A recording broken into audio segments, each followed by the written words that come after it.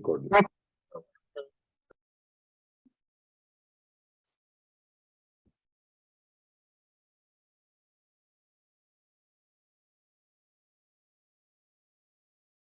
Okay.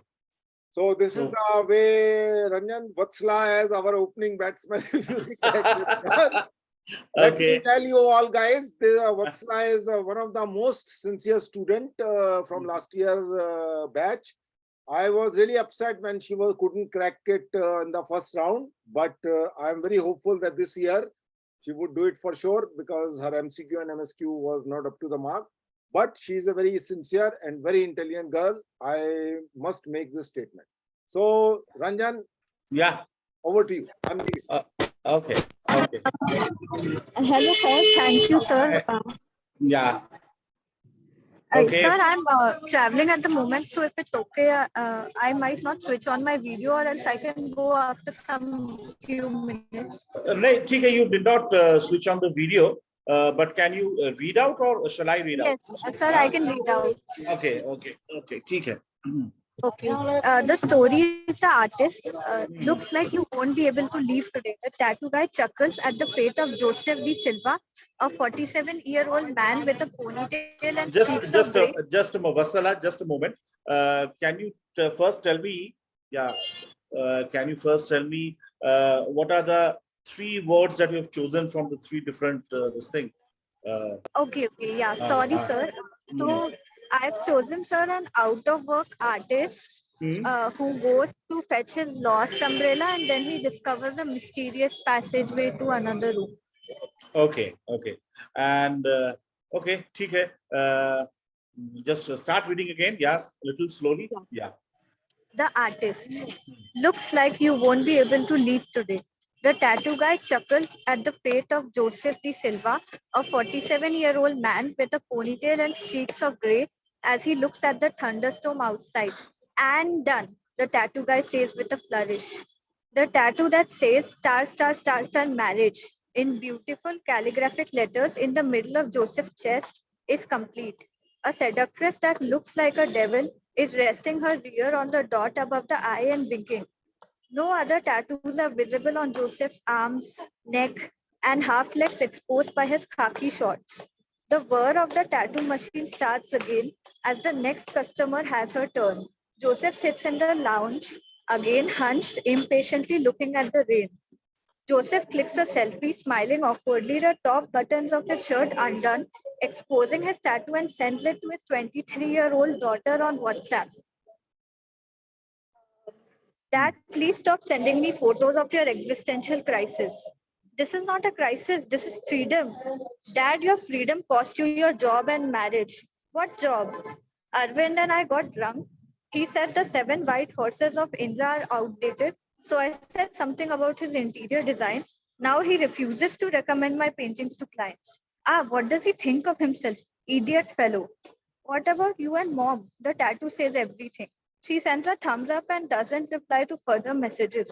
Joseph fumes to the rebellious-looking, heavily tattooed youngster beside him, ranting about today's children. They do not even bother to respond. The youngster raises his eyebrow and doesn't reply. Finally, the youngster speaks. Sorry, are you waiting for your turn? Okay. It's below, sir. I think there's more. So can you scroll down? Yeah. No, can't you see the massive tattoo on my chest? What are you waiting for then? Are you blind? You can't see the rain either? No, I just thought you might have brought your umbrella. It's been raining continuously for the past few days. Right, why didn't you say so earlier? Joseph looks at the umbrella stand. Pink, black, blue, ladybug. Joseph talks to the 24-year-old at the reception. She tells him the usual spiel about how the parlor cannot do anything in the event of a loss. But if he wants, he can register a police complaint. Forget it, I will search. Joseph walks down the endless posh corridors. Suddenly his face lights up. There you are. He races towards his white and black polka dot umbrella. Then he notices something strange. A white wall with a yin-yang design and an umbrella stand on the side. Joseph's face crunches in confusion as he doesn't remember this wall or leaving his umbrella here. Joseph casually tries to lift his umbrella and ends up screaming. He massages his arms. Strangely, nobody seems to have heard him. What is with his what is with this umbrella? He scrutinizes it. Joseph tries again, pulling with all his might. The umbrella refuses to budge, and then suddenly it is in his hands. He beams. Unknown to him, while he focuses on his umbrella, an entire section of the yin yang wall shifts to reveal an empty room full of corpses. He lifts his head and sees tattoos on two of them. The rest of the bodies lie in the shadows. He recoils in fright, then he looks more cautiously, puts the umbrella back in the stand, and walks into total darkness. 2 seconds later, he switches on his phone's flashlight, holds his nose to get rid of the stench, and looks at the tattoos on all the bodies. A half eaten apple, calligraphy, a beaver, and cartoon versions of Indian politicians. The tattoos don't seem to have any meaning. Some are hideous, like a maggot infested skull not made by a skillful hand. It looks like somebody has been practicing. He spots a diary in the middle of this mess. He bends and picks it up, flipping through and reading the snippets. Dear diary, I want to be a tattoo artist. Dear diary, I finally have my own tattoo parlor. Dear diary, I was beaten by the guy for tattooing his daughter Anu Shol as anus hole by not putting enough space in the lettering.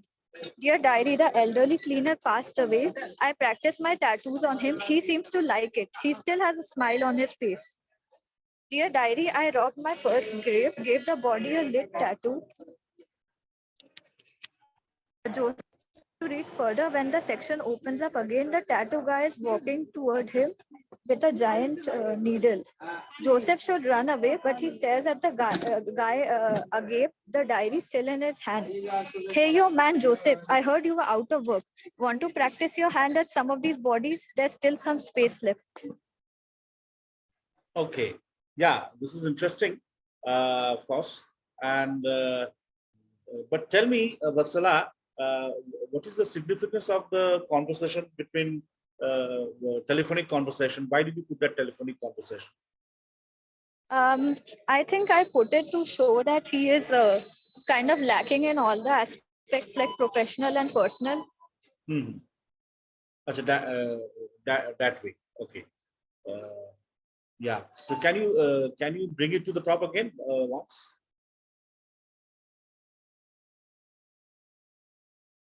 Okay. So looks like you won't be able to leave today. The tattoo guy chuckles at the fate of Joseph Da Silva, a 47-year-old man with a ponytail and streaks of gray as he looks at the thunderstorm of them.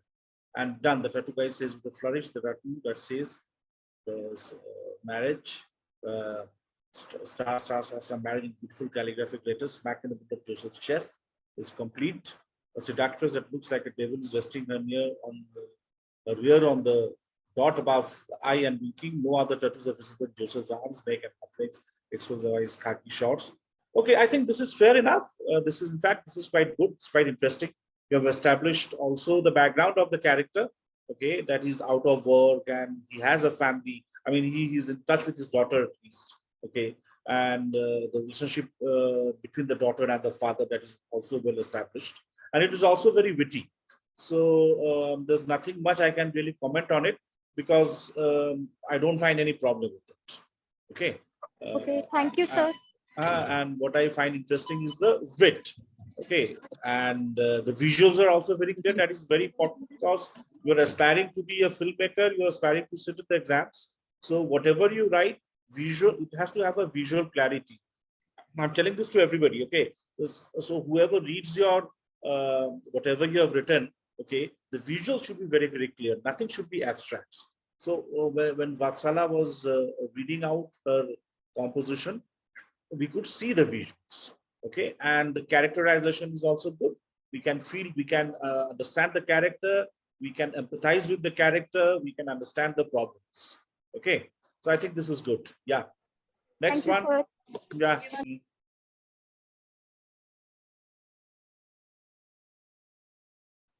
Chalo abhi Prashant Solanki. Prashant, can you show me your face? Are you there?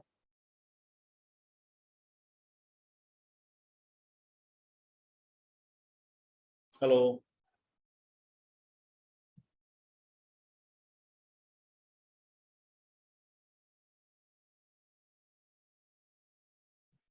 Hi, Prashant. Can you all hear me?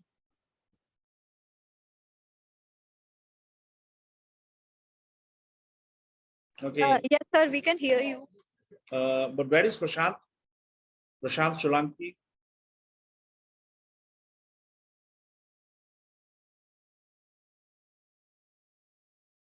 Acha, let's move on to the next person.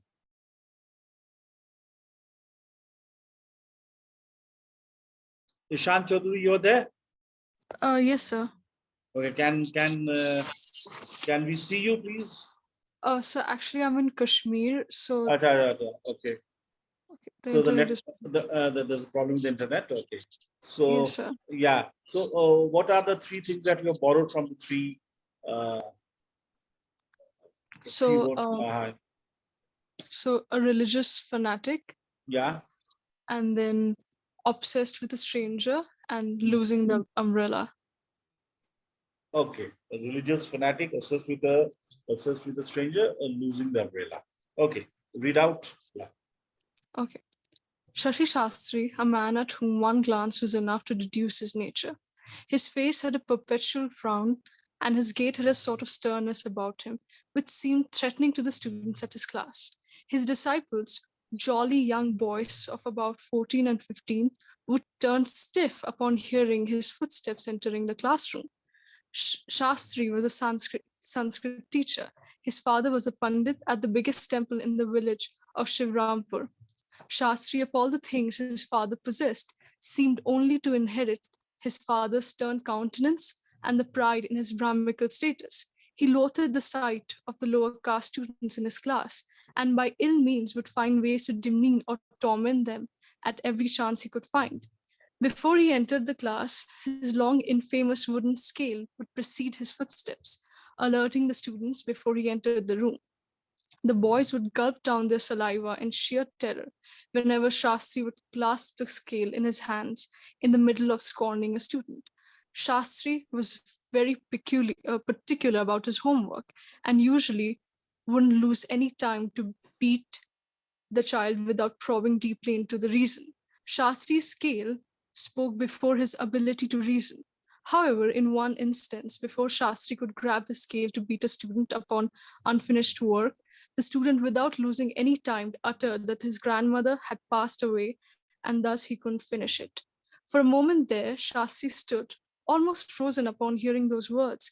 Tears welled in his eyes, and the other students gaping, like the women in old Indian TV serials, would switch glances back and forth from the teacher to the student, standing dumbfounded by Shastri's unusual response. That day, Shastri left class early. You see, Shastri was not always this stern old man. When he was a boy, he possessed a sort of innocence and wonder about things. He giggled often and was known to be a nuisance in his neighborhood. His parents died early because of pneumonia, and he was left to his grandmother, who taught him, fed him, and most importantly, fueled his imagination with stories of great Indian epics and myths at night. That was the favorite part of his day. Even while sleeping, he dreamt of these mythical figures playing out in the story that his grandmother narrated to him. Even though these mythological figures greatly inspired him, his hero was his grandmother, who cooked for him, cared for him. With whatever little his father had left, she sufficiently managed to do all that was needed.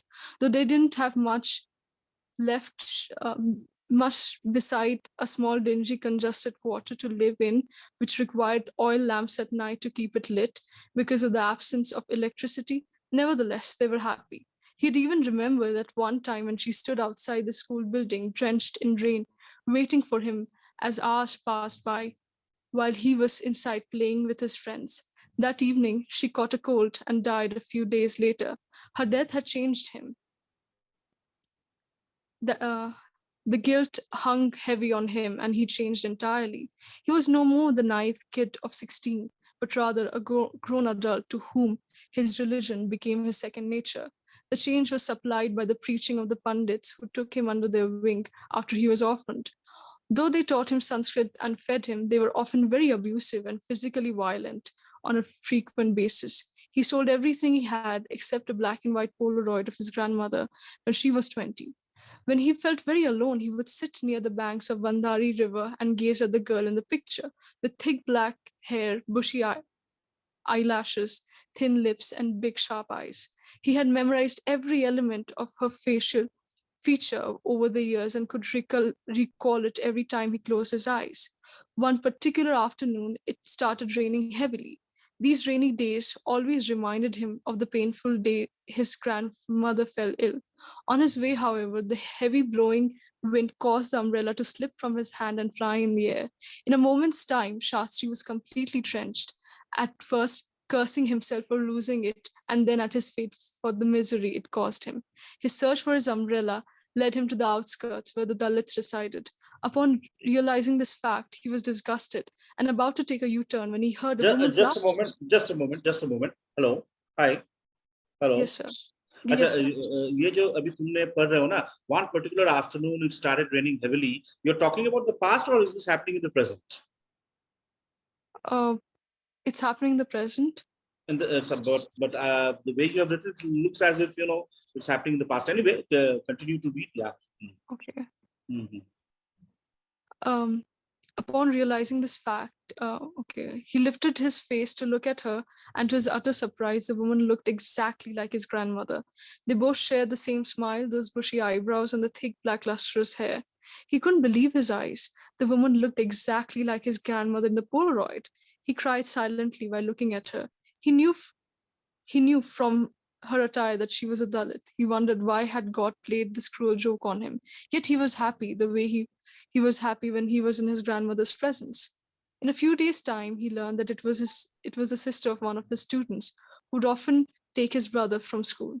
Whenever that happened, he would follow them without being noticed. Conflict arose in him. His whole life he had believed his blood to be superior, his caste and his religion to be his only identity. He'd think of her every moment. She became a reason for him to look forward to something in life. Though he never had the audacity to approach her, he admired her from a distance, and it seemed to him that there wasn't any difference between them and him. Suddenly, this sense of superiority started to leave him, and he was now kinder to his students, regardless of their caste or creed. One afternoon, returning home, he didn't see her, so he did the unthinkable. He went to the outskirts, conscious of how it was considered a no man's land for people like him. He didn't see her there either, and when he was about to leave, she called his name and confronted him about knowing that he's been following her for months. Her lips quivered as she spoke, and she seemed scared. Shastri assured her that he wouldn't hurt her. He showed her his grandmother's picture and that he kept in his back pocket, and asked if she'd allowed him to speak for some time. They sat together near the riverbank, and he shared his life story with her. She felt sorry for him, and soon a friendship arose between them.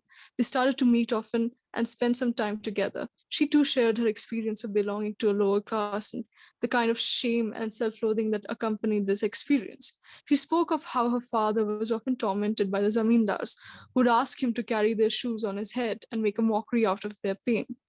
Shastri felt immense guilt for thinking the way he did about the lower caste. He assured her that they are equals, and if he could, he'd change this. One afternoon after work, while waiting for her friend Sukja, but she didn't come. Several months passed by, but he didn't hear from her. He was sad. He thought he perhaps offended her somehow and didn't pursue her any longer. In his heart, he wished for her well-being. However, one bright afternoon, his student walked up to him and gave him a letter his sister wrote for Shastri. He went home hurriedly and opened it. Shukja, in her brother's handwriting, had written about how she'd married to a man in a nearby village and wouldn't be returning anymore. He was heartbroken when he read this. She also wrote about how speaking to him helped her get out of self-loathing and thanked him for being so generous and kind. She ended the letter with words that perhaps calmed the year-long torment in his heart, that being it wasn't his fault that his grandmother died and he shouldn't carry the weight in his heart. Shastri clasped the letter tightly in his hand and wept. He wept and wept. The rain too started pouring, as if it were imitating the rhythm of his tears. By the end of the day, Shastri had changed. He no longer entered the classroom with a scale. His frown even seemed to have left him. Some boys were convinced that it wasn't Shastri sir at all, rather an alien who had aided their teacher and had replaced him. He laughed heartily and more often. He was kinder, more humane, and no longer looked at the photo of his grandmother, but lived in the present moment, living and breathing the pain, joy, and happiness of the children around him. Okay, first of all, you see, I think it's more than 800 words, isn't it? Yes, sir. It's actually, I guess, it's double the length. It's a lovely story, but it's more than 800 words. And does it really conform to the that line that you are required to follow? So, what is that line? Religious man. What was that? So the religious man, and then following a stranger, and Following- also the umbrella slipping from the hand.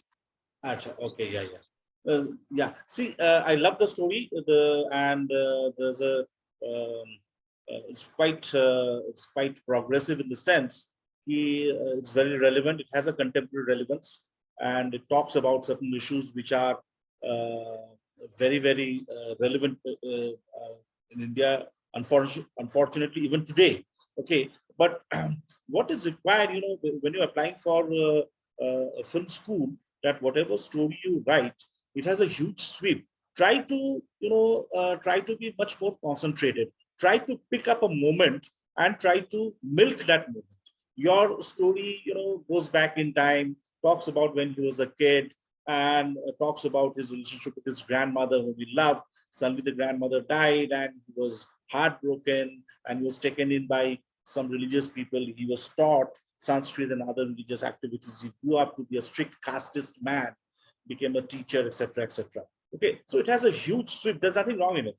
Okay, but as a filmmaker, as a film student, and as a filmmaker, what we always try to do, we always try to scale down. We always try to scale down a story to its essentials, to its basics. Okay, so and we try to the duration of the plot, as we said, the duration of the plot. It's almost like 20 years in the man's life. What do you think? How many years in the man's life?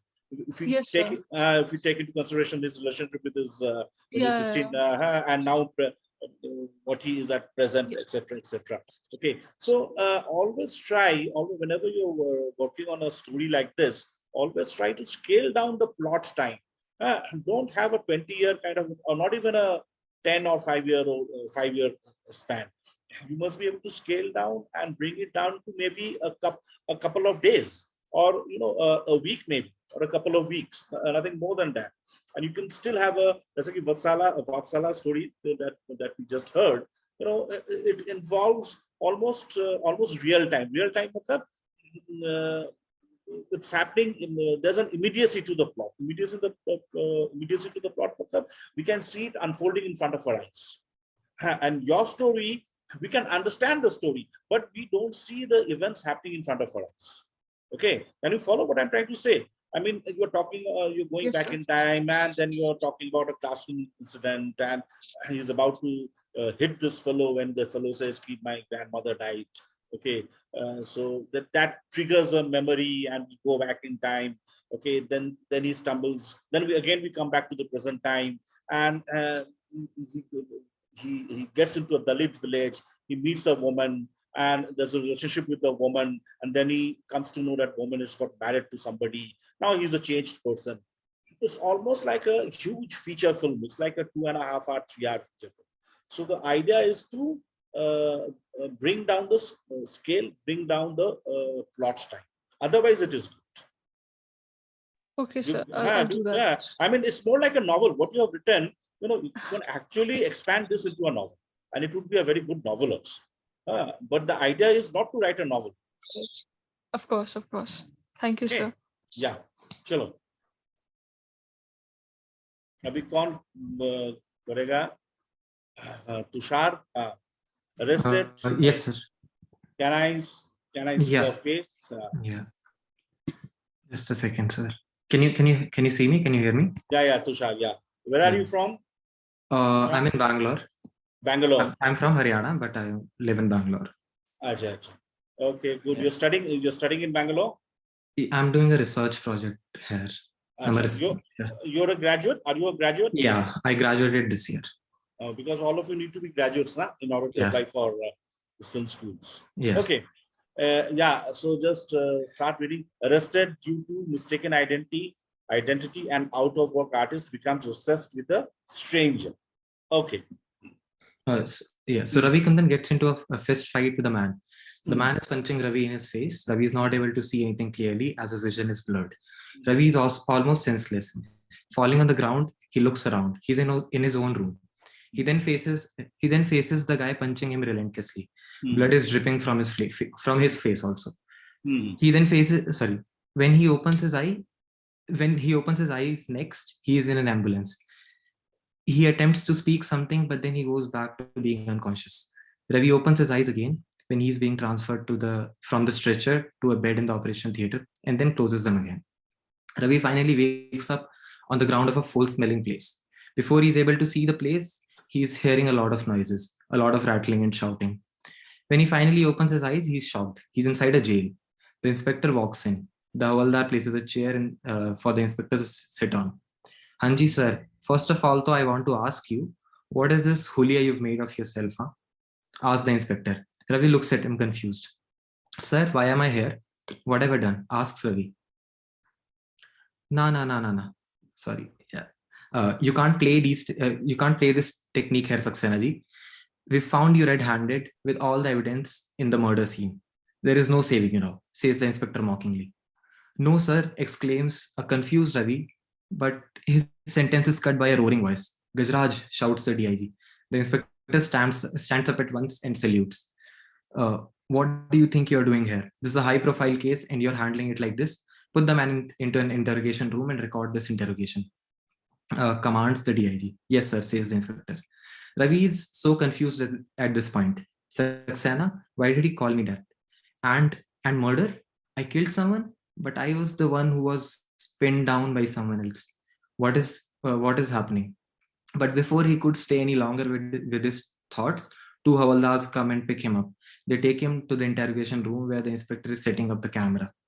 Sir, I have no idea about what you just said. I'm no Saxena, sir. My name is Ravi Kundan, begs Ravi.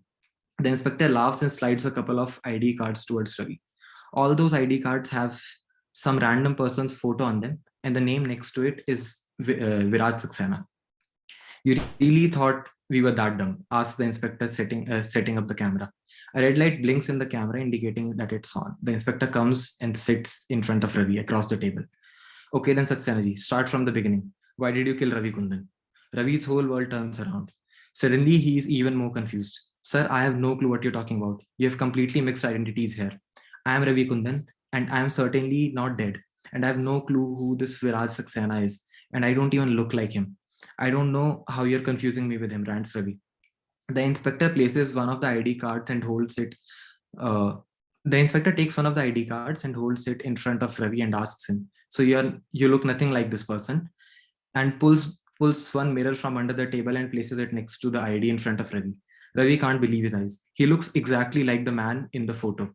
Now let me tell you what happened, sir. As my guess is that you genuinely don't remember anything because of the injury at the back of your head. And the inspector starts narrating. You are Viraj Saxena, who was once a very rich and established artist. You made existential art targeted at rich and privileged few. The masses never connected with your art, and slowly even your target audience started criticizing it. You tried a lot, but you weren't able to come up with a piece of art that appeals to the masses, especially the working class people of the country. No matter how hard you tried, you failed. You failed to think like them. You thought the only way to do this was to get into the shoes of a working class man. So you disappeared from your home unannounced and started living in the streets. You tried to imitate people. One day you saw a person criticizing your art and giving it a different perspective, giving a different perspective to it, which also appealed to you. So you started imitating the guy. You got obsessed with him to a point that you forgot your real identity and started identifying as Ravi Kundan. When Ravi got to know about this and confronted you, you were already very delusional. You got into a fight with him and killed the poor fellow. How would the inspector know so much of information? Because he knows the guy, and my guess was, yeah, this should have been clear. Yeah, I understand what you're saying. Because he's just sat down to interrogate this guy. Okay, yeah. And the guy is confused. Okay, about the identity thing. Okay, and suddenly this inspector comes stumbling out with so much of information, his background and his art, how it dealt with the privileged and the rich people, and he slowly started losing out his target audience also. Okay, so itne sare jo information you cannot expect an inspector to know. After all, an inspector is not so sensitive. He would know even somebody like MF Hussain. He'll not even know about his art. Okay, Yeah. forget this character. So the last portion is a little unbelievable. Okay, number one, number two, and suddenly as if you're in a hurry to wrap up the story. Okay, because you're building up quite well. Okay, there was tension, there was curiosity. ये हो क्या रहा है, ठीक है, और ये बंदा है कौन, identities का क्या चक्कर है. So you had built up the plot quite well, but suddenly you had to conclude, and as if you're in a hurry, suddenly you start like. So anyway, I appreciate the effort, and what I like in your story is I can see most of the action happening in, it's very visual. Okay, that is what I'm trying to say. It's happening right in front of our eyes. Okay, whatever you have written and the way you have written. So this I want to point out to everybody else. If and that lady from Kashmir, are you there still? Yes, Hello? sir. Yes, sir. Yes. You see what Tushar did out. Okay, there is an immediacy to the plot, and the plot. एक fighting हो रहा है दो बंदे के बीच में, and then he discovers that he's inside his room and he's arrested and he's taken to the police station or jail and he's been interrogated. Okay, it's happening over a couple of hours. Okay, number one, which is very good. Number two, there is an immediacy to the situation. We can it's very palpable. Okay, we can almost feel it. Okay, this is number two. Number three, why can we feel it? Why is it palpable? Because the way he has written is very, very visual. Okay, we can see the things happening in front of our eyes. So this is what is required. Though I have problems with the ending of the story. Okay, and I'm not criticizing your story. What's your name? The lady from Kashmir. Okay, sir. So my name is Ishani Chaudhary. Ishani, I loved your story. I told you have to pull it down. Whatever story. Yes, sir. I'll do that. Thank you. I just have a problem with the ending, but it's okay. It's a good effort to begin with. So whatever you write next time should have that kind of clarity. Sir, okay. I have a doubt. So yeah. So this is the same problem I had with the story. Like I actually did what you said. Like I wrapped it up in a hurry and all that, but because I was overshooting the word limit. So how do I manage that? There is no particular formula going about it, because when you're writing for an exam, okay, you will not know what you're required to write.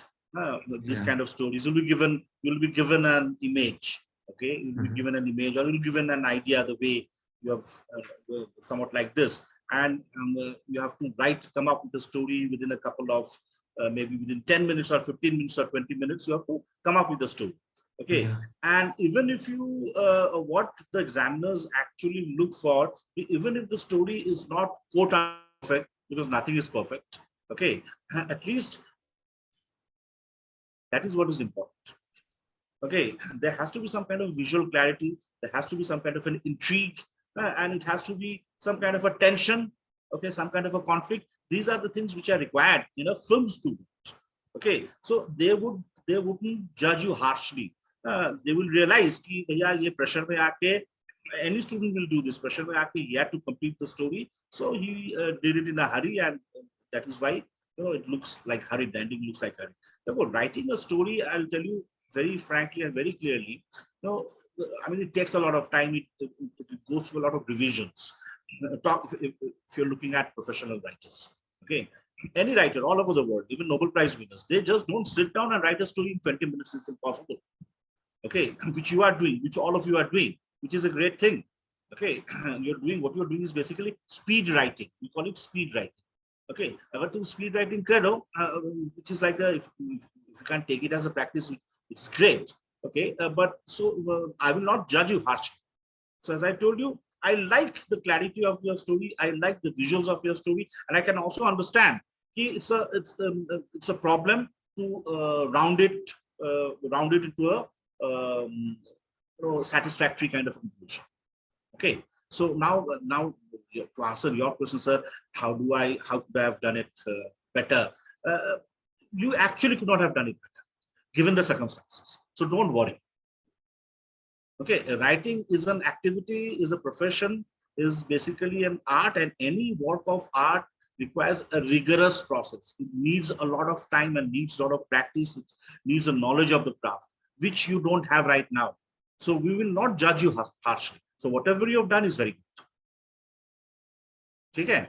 Thank you. So everything comes with practice. तुम जितना लिखोगे, जितना चर्चा करोगे, उतना ज्यादा तुम्हारा जो qualities है refined होगा. Anything, even if you're a tennis player, you have to practice every day. You become a skilled tennis player, or if you're a tabla player, you have to practice.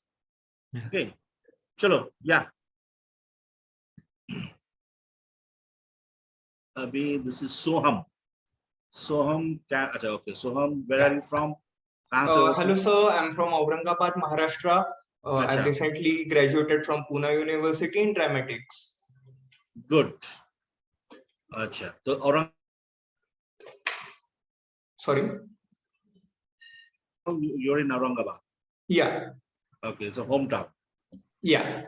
Acha. And you have studied in Pune University. Yes. Right now, I'm in Pune. Chalo. Oh, Okay. great. Should I read? Yeah. Yeah. The one-line synopsis is: out of work artist becomes obsessed with a stranger while searching for an umbrella. Okay. It was one of those rainy days where the street was flooded with black umbrellas.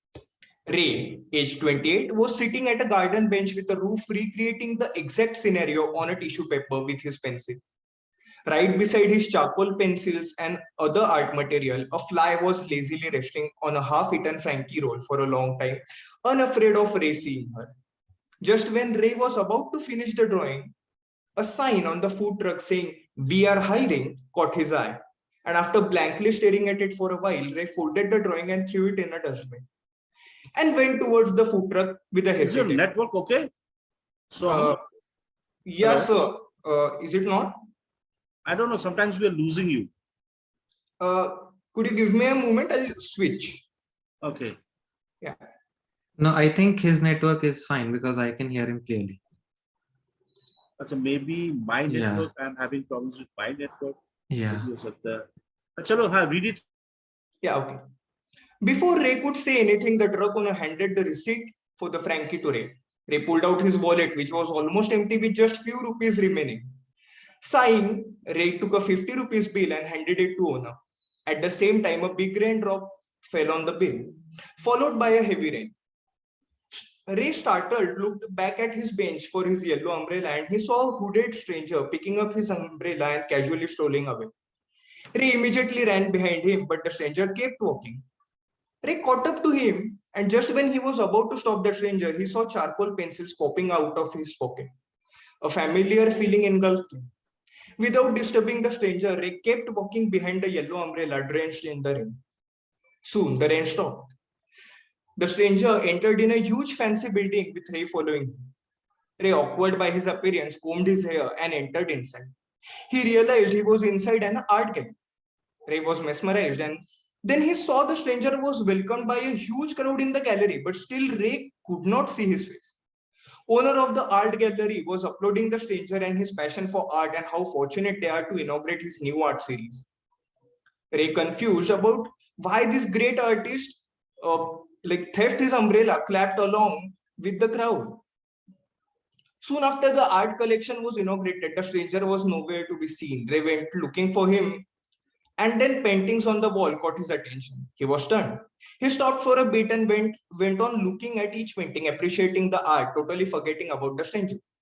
Moving along the paintings, Ray saw a crowd gathered in front of one artwork, which was a drawing on a tissue paper. Intrigued, Ray went close to the drawing and people made way for him. And he was surprised to see that it's his own drawing.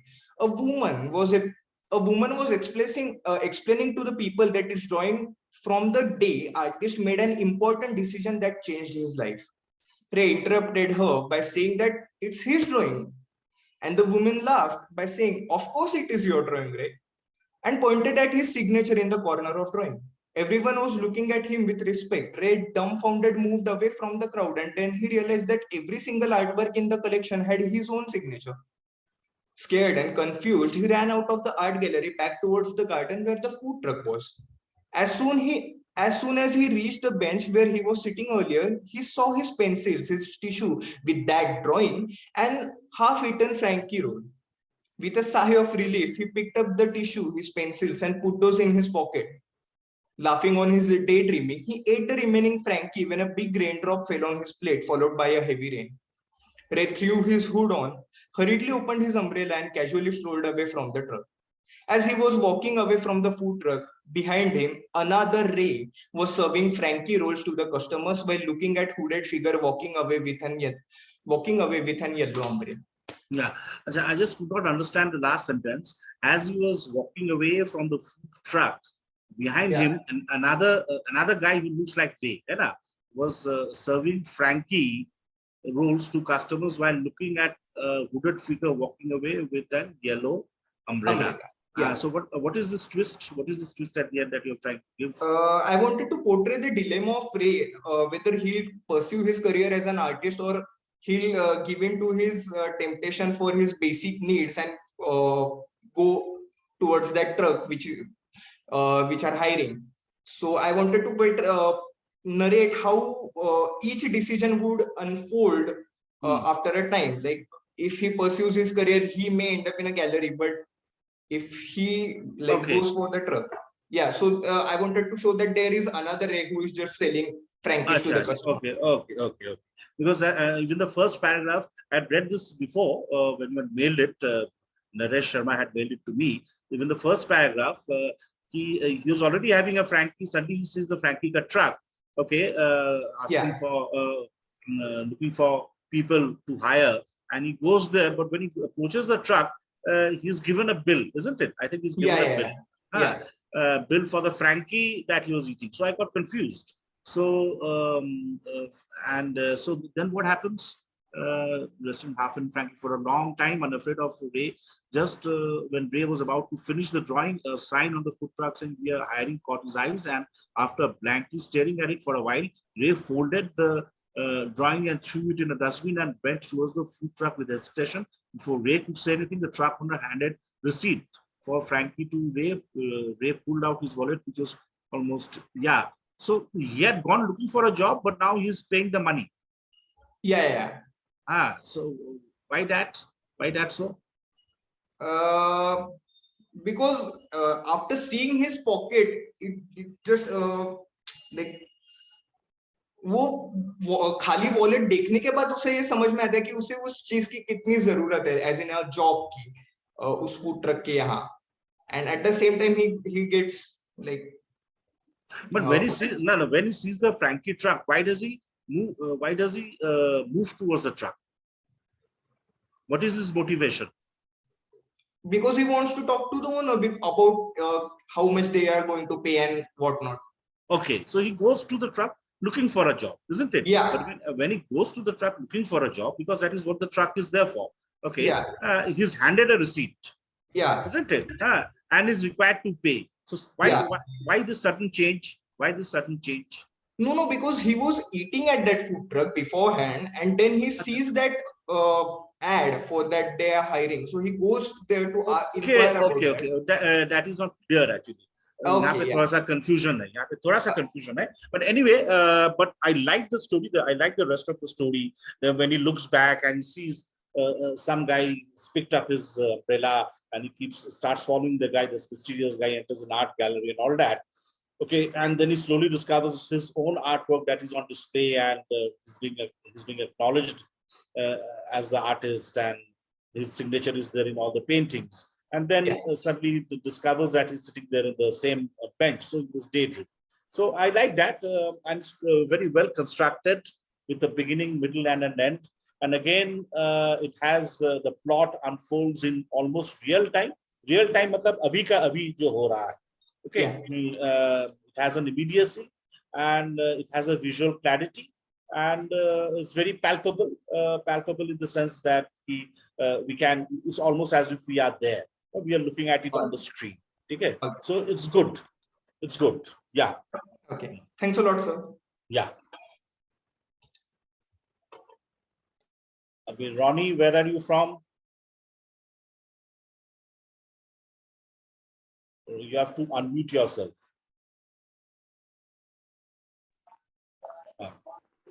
Okay, sir. I'm from UP, sir. You're from UP. UP. Acha. Okay. So you have done your graduation in what subject? Sir, I'm sir from history, sir. History. Okay, specialize in history. Good. ठीक है, चलो अभी पढ़ो. Sir, Murli is a simple man who lives with his family in Allahabad. He is 24-year-old and learnt Vedas, Ramayana and Mahabharata from one of Gurukul of Allahabad and become priest in temple in his village.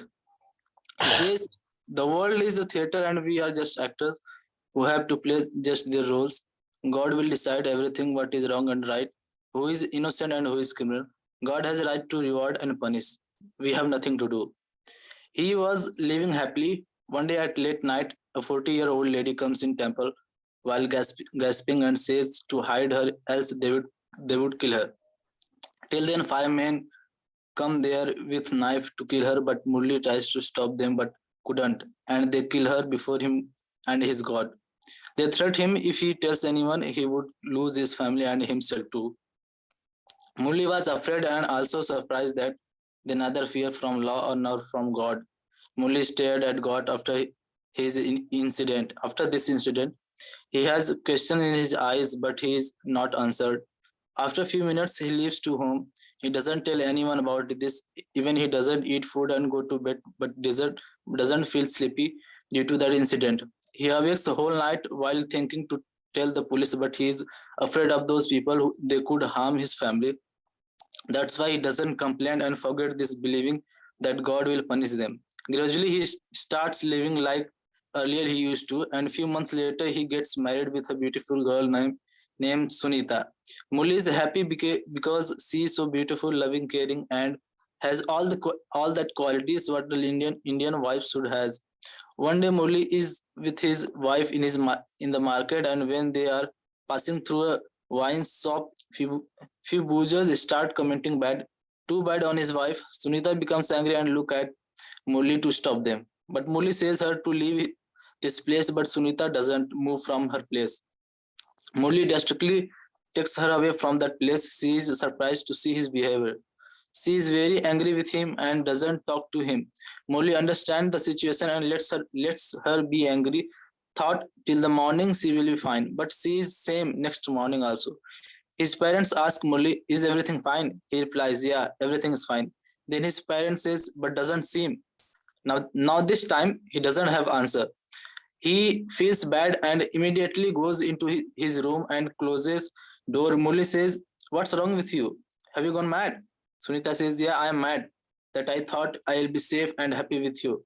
I thought you are my husband, but you are not." Murli says, "It's enough silence." Sunita says, "If they had raped me, would you?" Murli gives her a tight slap. Sunita says, "Show your masculinity only at your home in closed room at your wife. Don't dare to those people who deserve it." Sunita weeps and prepares her luggage to go to her mother's house. Murli says sorry and requests her not to leave home, but she doesn't listen and leave. He is angry with himself. Why can't he manage these things? He cries calmly in the home, and few minutes later he comes outside. His parents don't ask anything because they know what happened, but his neighbors ask about his wife and he replies, her parents are going for a girl for his brother. That's why they have called her.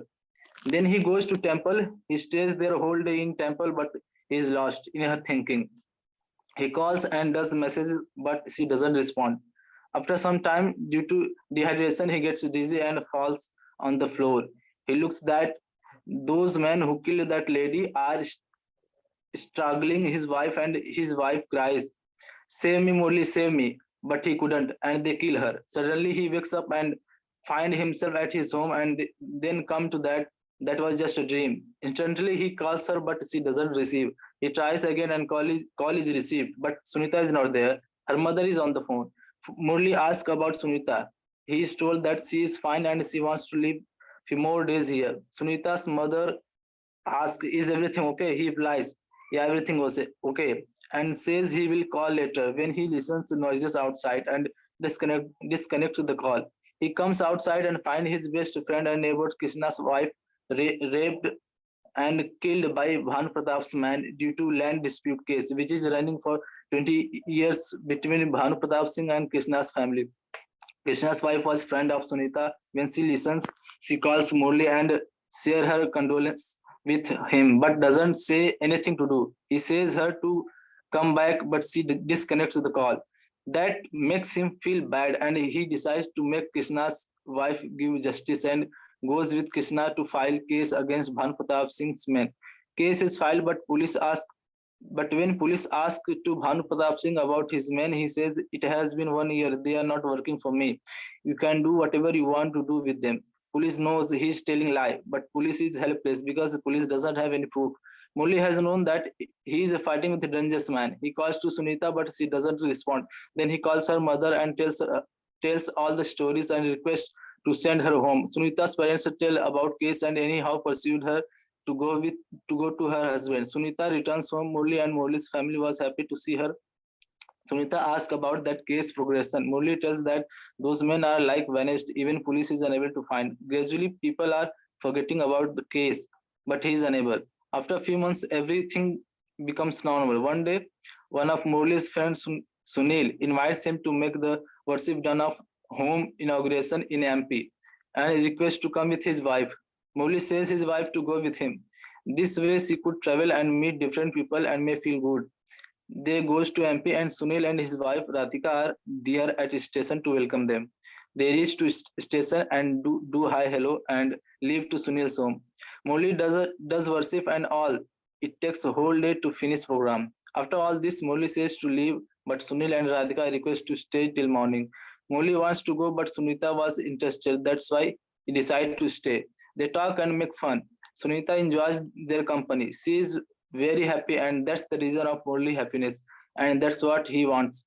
They enjoy till midnight. Next morning, when they are leaving, Sunil says to send his car, but Murli said actually they are going to their relatives first, then they will be going to station. This way, Sunil lets them go. Murli and his wife go to hotel because he has no relatives here. They wait here till 8 p.m. because train timing is 10 p.m. At 8 p.m. they leave the hotel and reserve an auto rickshaw for the station. In the way, Murli finds that a car is chasing them from a long time, and suddenly that car comes before them and four men get down from the car with knife. And Murli recognizes them immediately. These are those men who killed that lady. Men threat them, that driver, and the driver runs away. Then they grab Sunita and abuse and misbehave with her. Head of that group threats him to take that case return. Till then, one of them recognizes him and says he is that priest who was there in temple where we killed that old lady. The head of that group says, "What do you want, priest? Would you like to see your wife raped and killed the way your friend's wife was?" Till then, the gun is fired and he is shooted. They see that Murli is having gun and Murli shoots the rest of them also and saves Sunita and so many women from them. Till then, the driver comes with police. Murli surrenders himself to police. Few months later, Sunita goes to meet Murli in jail. There, Murli says to Sunita, "Until I had killed them, I always had questioned that who will punish those criminals. I had thought God will punish them. But when I killed them, I realized that God is so busy, he doesn't have time for this nonsense. We are that judge who will reward innocent and punish criminal." That's the end.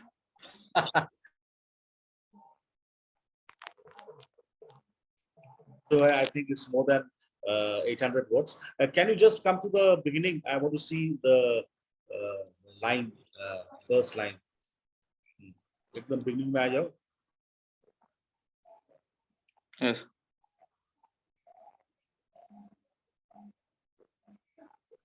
From those three sentences. Sir, actually, I tried, but I couldn't make it in 3 sentences. क्या है? I made it into, sir, a religious zealot and plans the perfect murder. But actually, those words are not in this, but the meaning, the feeling are in there. No, but then you have deviated. Let me find out from this thing. Just a moment. Sir, we are missing out you. Element from each of the. Wait a second. Let me open the. एक है situation, protagonist है religious जिलट, okay, ये तो है. Plans a perfect murder, यहाँ पे he does not plan a perfect murder.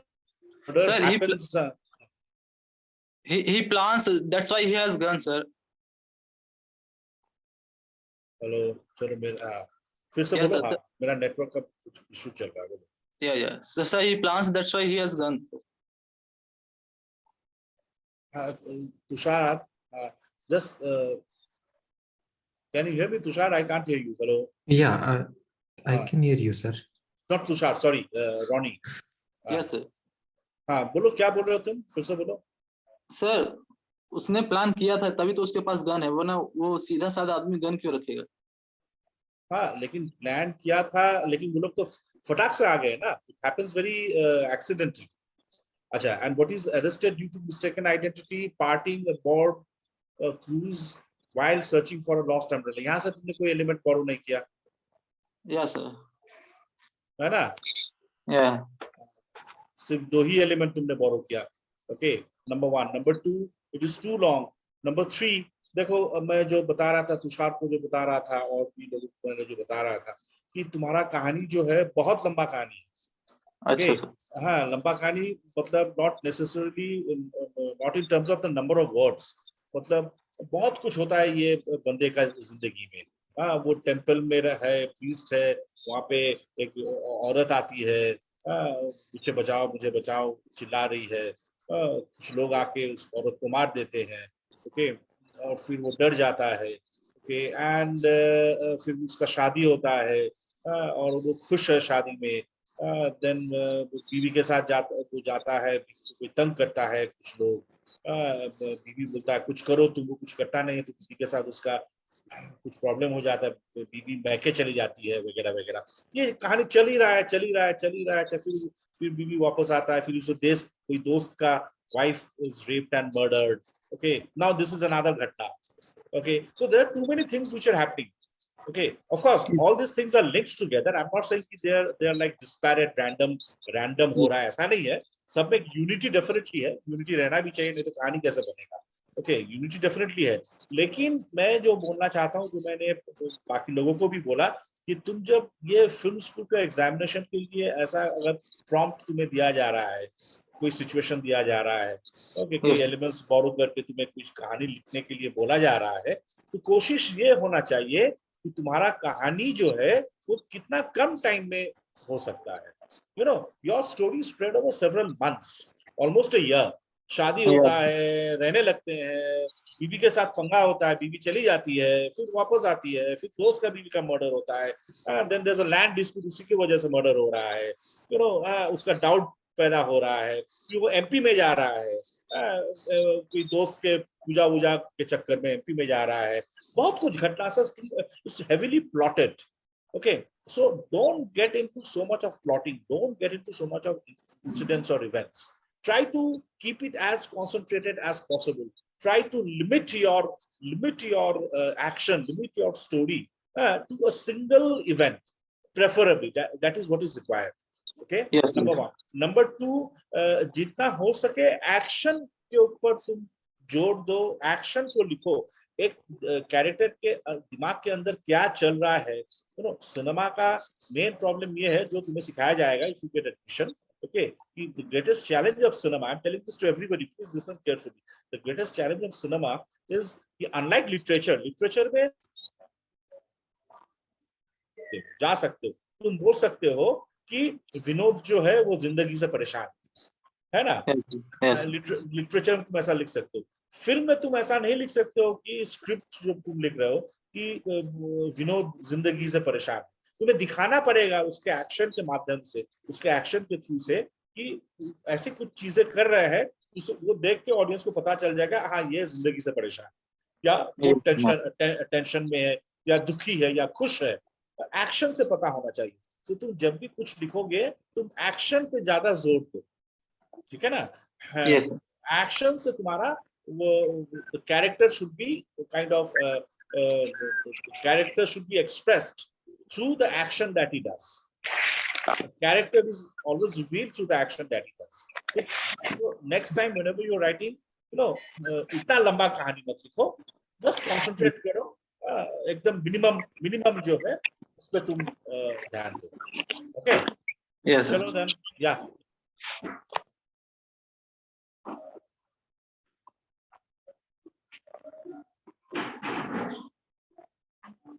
अभी कौन है?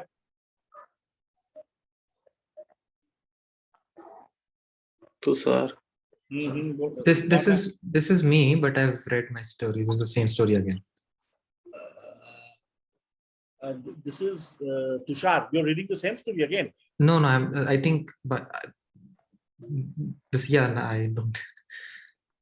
I think there's some mistake. They've put the same story again. They put the same story. What about the others? I saw a lot of people today. Where have the others gone? The 18. I can see 18 participants. I think we can skip this story and go to the next one because I've already read this.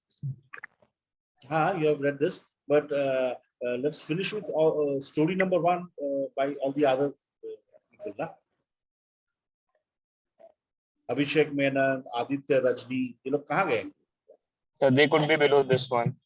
वत्सला तो हो गया, isn't it? वत्सला हो गया, तुषार हो गया, सोहम हो गया, और अभिरानी हो गया, लेकिन बाकी कहाँ है? Hello guys, you are there? So we could scroll down this one and see if they're. I can see now. Just a moment. I can see.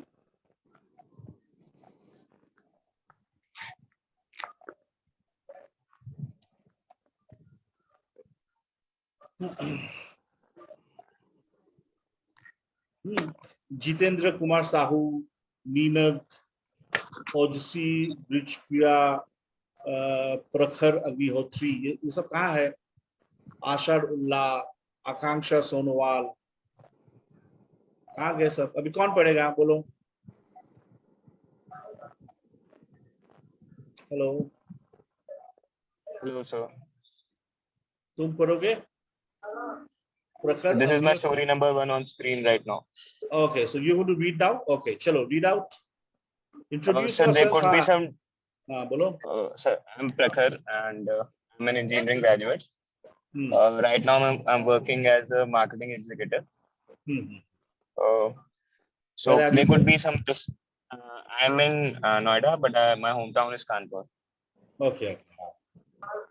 I'm in a bus right now, so sir, there could be some disturbance. If it persists, I would request you to like continue the narration if possible. No, but can you read out? Can you read out? Are you in a position? Yes, sir. I can start. But if the disturbance grows, so if you could continue.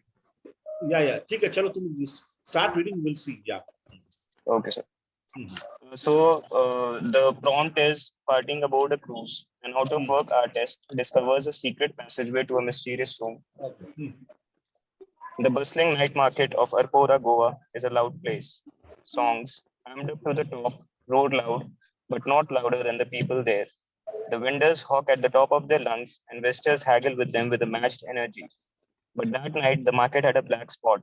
A spot not only away from light, but also away from the sounds, right in the dead center of the market. This was Azad's stall. It was the last day of his roadside gallery in the market, and the only painting he had sold was the one he liked the least. The deadly silence, it seemed to be emanating from Azad himself, the silence of anger and despair. Packing up his wares, he decided to give up painting. This was his umpteenth unsuccessful attempt at trying to make a profession out of his passion. Maybe it wasn't meant for him, or maybe the world wasn't ready for his grayscale mix of Yamini Roy and Andy Warhol. But he felt deep from his heart that it was time to quit.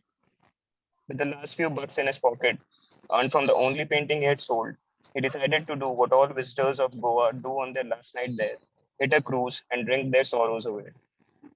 The cruise again was a concoction of music, light, and life itself. The blaring songs seemed to put people in a trance reflected through dancing and singing along. The liquor helped. Azad, on the other hand, didn't find any trance or solace for that matter. The happiness of these people, ignorant of his plights, ignorant of all the problems of the world, irritated him. How could they be so happy dancing to these songs, celebrating a culture of hedonist capitalism and gun culture violence, where these very forces were killing the innocent people of Ukraine? He hated how happy they were. He needed silence and began wandering through the corridors of the cruise. Finding his way through the crowd, he started leading himself to wherever there were less people and less noise. His search for the spot led him to the basement of the cruise, on an only staffer zone with apparently no staffer. The place was in stark contrast to the deck. An eerie silence hung over it, and the deeper Azad went in, the darker it got. The place was charming, even enticing for him, and he continued to venture in. At last, he found the spot he was looking for, totally devoid of any noise, totally devoid of any light. He didn't he hadn't even been there for more than a second when his satisfaction turned into a nightmare. This lack of light was scaring him to the end of its wits. He wanted out, but there was none. Scroll down, please. Ah, Could you scroll down, please? ah. Okay. Then Wherever he went, he only encountered absolute darkness. His eyes were useless since there were no photons heading towards them. Terribly scared, he shut them tight and stood still. The maddening silence was finally broken by a sound. It was faint and high pitched, but it disappeared as soon as he opened his eyes. He shut them again, and the sound was back. Eyes wide shut and no way out. Azar decided to follow it. The louder it got, the louder his heart beat. In this pursuit, Azad ran face first into a door. He opened his eyes slowly. Some light was creeping out through the crevices of the door frame. The sound too seemed to be coming from whatever or whoever was behind it. It now sounded like a high-pitched song of a banshee. With a deep breath and obvious apprehension, he twisted the knob and went in. The mysterious room was full of Azad's own paintings, right from the painting he had sold tonight to the brush stroke collections of his childhood. He went through looking at them tint. He was taken aback by his transitions as an artist. He hated he hated how his paintings had slowly gotten devoid of colors with age and marveled at his color intuitiveness and style. The end of this gallery of Azad's complete works was a black canvas, a palette, and a brush. The canvas hardly offered any contrast to his last work of complete gray. He took a look around the room once more before dipping the brush in blue, followed by green, red, and white. A banshee with flowing red hair and green shimmering scales had come alive in the middle of a serene ocean on a starry night. okay, just a moment. The last paragraph at the end of this gallery of Azad's complete works was a black canvas, a palette, and a brush. The canvas hardly offered any contrast to the painting it was adjacent to. His last work of complete gray.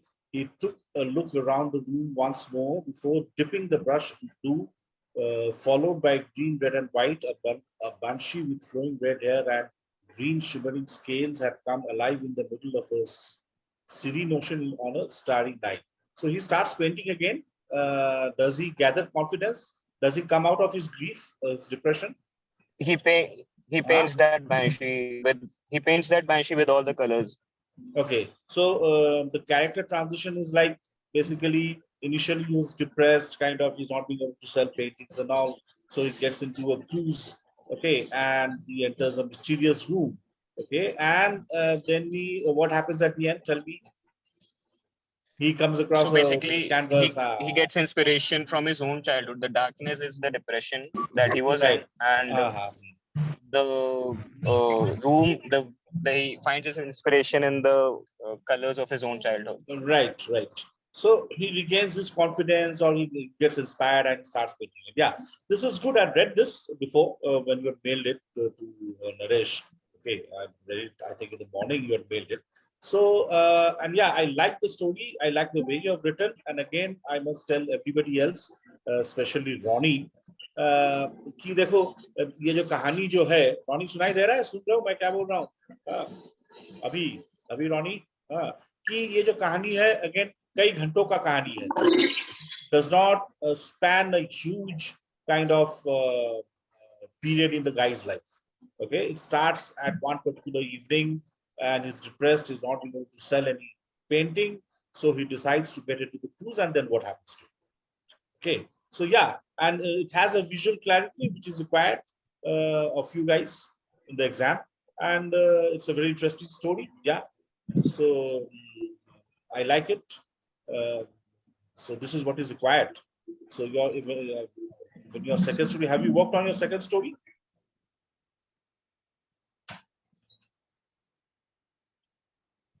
Hello, have I lost you? Yes, sir. Have you worked on the second story? Yes, sir. I've written the second story. Okay, we'll hear the second story tomorrow, maybe. Okay, not today. So let's get over with the other students. Okay. So one thing, if I could ask you. Yeah, bolo. So it took around 2.5 hours for me to write this, and obviously I won't have this much of time in the exam. No. So like toning down would definitely I'll lose some quality. So what kind of balance? How should I get there? And come again. I couldn't follow you. Yeah. So if I try to write it in lesser time, I'll probably end up toning down the quality. So is there any way to like? No, that's not a problem at all. I was just telling somebody else before. Okay, because when you're sitting for an exam, you get, I think, 3 hours or whatever is the duration of the exam. Okay, within those 3 hours, you are required to answer other questions also, not only this one. Okay, na? Right. So when you're writing this particular story, when you're given a prompt, okay, where it could be a picture also, or a situation like this. So you're required to come up with a story which if you look at the proportion, the distribution of your own time vis-a-vis other questions that you're answering, you'll take maybe not more than ideally you should not take more than 15 or 20 minutes to write the story. But as you just told me, you have taken 2.5 hours to work on this particular story. Okay, so abhi hota kya hai, writing under pressure, okay, within a limited time, naturally it will not have the finesse. But we are not looking at the finesse of the language. We are not evaluating other examiners are not evaluating your story in terms of literature or good literature. What they try to find out, this candidate, does he have a visual sense? Number one, does he have, the visual clarity is very, very important. Does he have a sense of drama? That is again very important. And is there a tension in the story? Does it invoke some kind of a curiosity in the mind of the reader or the viewer? These are the things that the examiner looks for. The examiner is not looking for your fancy words or fancy concentration. If your English is not very well, they're not bothered. Okay, it is not expected your writing will be very, very refined. So don't bother about the refinement. If by refinement you are talking about the language. Am I being able to answer your question? Is this what you wanted to know? Hello. Yeah.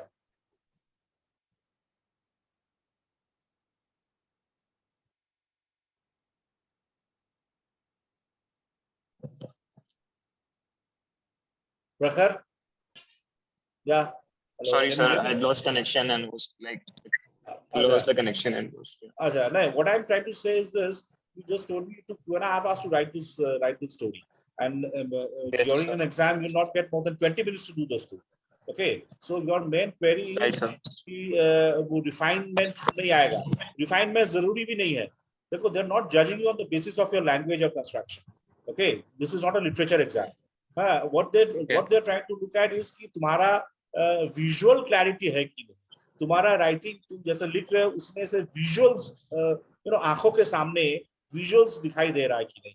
That is the first requirement. That is what they know, because a filmmaker, a film deals with primarily visuals and sound. ठीक है ना? तो वो visual quality आना जरूरी है, number 1. Number 2, वो dramatic tension हम लोग जो बोलते हैं, क्यूरियोसिटी पैदा हो रहा है कि नहीं. Are we going with the protagonist मतलब मेन कैरेक्टर, वो जो भी कर रहा है, is he being able to arouse our curiosity, are we going with him. ये this is the second thing. And there has to be some kind of a conflict. Conflict matlab, what is a conflict? Conflict matlab, some kind of a, the protagonist desires something and something else happens. Okay, so the gap between what he desires and what is the outcome, that gap creates a conflict. So that conflict has to be there in your story. Okay, that moves the story forward. That drives the story. Conflict is a very important component in any story. That is what creates the drama. That is what drives the story forward, the plot forward. Okay, so ये जरूरी है. और visual clarity is very important. और कहानी जितना छोटा हो सके उतना अच्छा है. लंबा कहानी में मत जाओ, है ना. When I'm saying कि लंबा कहानी में मत जाओ, what I mean not in terms of words, but it should span a couple of hours or maybe a couple of days maximum. Don't write a story which spans over 2 years or 3 years. ठीक है ना. There has to be an immediacy to the plot. मतलब अभी का अभी कुछ हो रहा है जो हमें इन्वॉल्व कर रहा है, which involves us. Okay, so don't bother about the niceties of the language. Okay, right. Yeah, who's Thank next? you, sir. हाँ, तुषार ने तो ये तुमने पढ़ लिया. This is my second story, sir, but second story बाद में. Let's get over with the first stories from the other candidates. Yeah.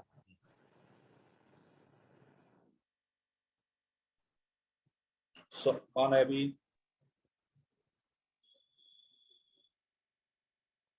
ठीक है, चलो पढ़ो तुम. सौरभ चौधरी, तुम हिंदी में भी लिख सकते हो, अंग्रेजी में लिखना जरूरी नहीं है. Is Saurabh there?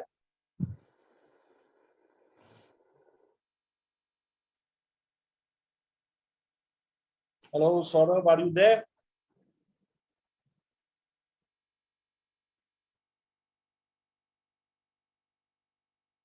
Okay, who's next? I think we don't have Saurabh. Raghavendra Singh, हो तुम?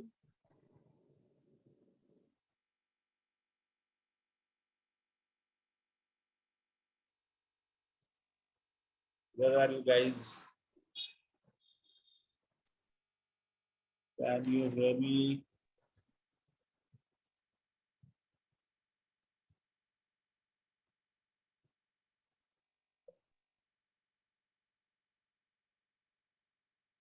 Okay, कौन पढ़ेगा बोलो अभी?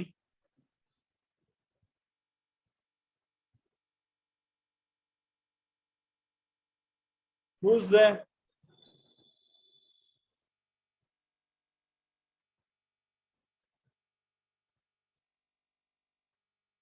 Okay, चलो, let's start with the second story in that case. कौन है? Whoever is ready with the second story.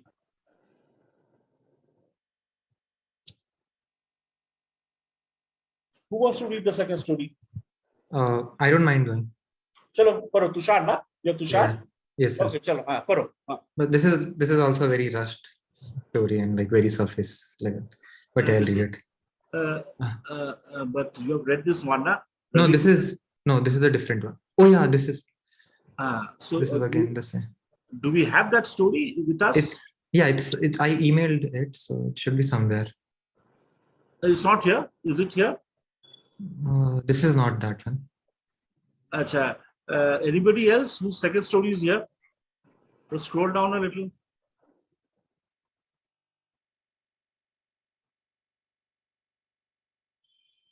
Second story. Prakhar, you are there? You were there just now, na? Prakhar, where are you? You have 3.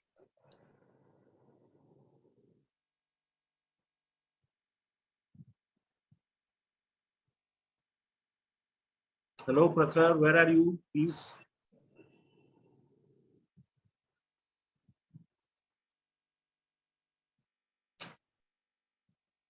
Anybody else ready with the story?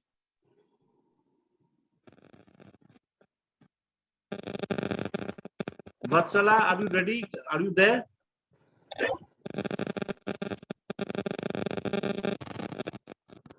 There's too much of noise, Vatsala.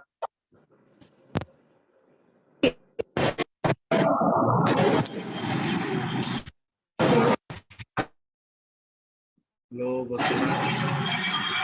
Sir, now am I audible? Yeah, there's too, but you're audible, but there's too much of noise. Okay, chalo, tum paro, dekhta hu whether we can hear you or not. Yeah, actually, sir, I'm still traveling, so maybe that's why. Acha, because your voice is getting cut. Okay, anybody else is there? Anybody else who is there?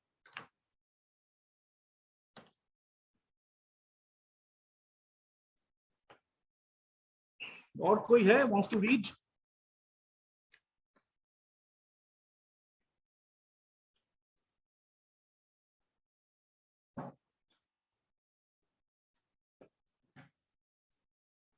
क्या हो गया तुम लोग का? Sir, extremely sorry.